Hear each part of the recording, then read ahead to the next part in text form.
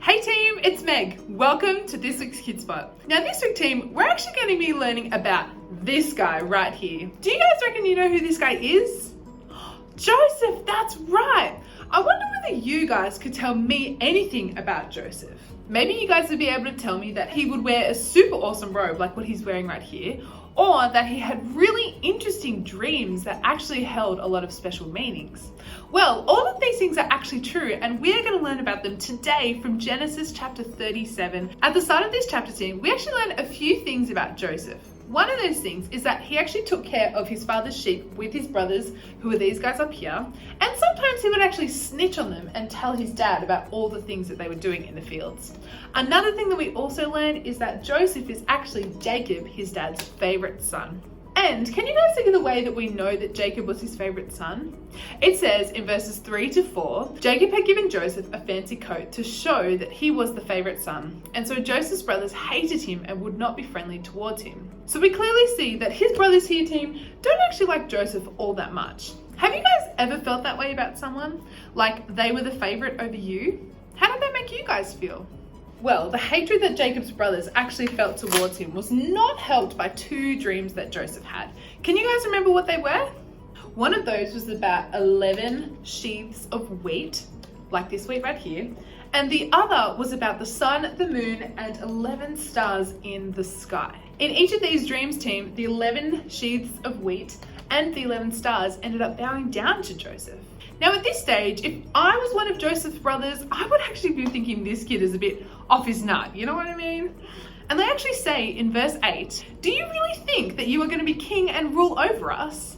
Now they hated Joseph more than ever because of what he had said in his dream. So Joseph's brothers, over the course of this chapter, begin to hate him more and actually become jealous of him. The end of Genesis 37 actually tells us what the brothers chose to do with how they were feeling. As Joseph was approaching them out in the fields, they said, "Look, here comes the hero of those dreams. Let's kill him and throw him into a pit and say a wild animal ate him. Then we will see what happens to those dreams."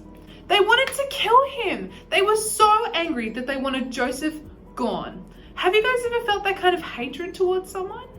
But these guys' plan to kill Joseph actually doesn't end up happening, does it? One of his brothers, Judah, actually pipes up and says, "What will we gain if we kill our brother and hide his body? Let's sell him to the Ishmaelites and not harm him." So they end up selling Joseph for 20 pieces of silver to an Ishmaelite, this guy right here, who then takes him on to Egypt, where he becomes a slave. Now all of these things seem really bad, don't they, team? But what we actually see here is that God uses these bad things for his ultimate good, which may be really hard to see at the time. But as you may know, Joseph, who is currently heading to Egypt at the end of this chapter, ends up helping thousands of people and having his dreams come true. But these events, team, also mirror someone else in the Bible. That person is Jesus.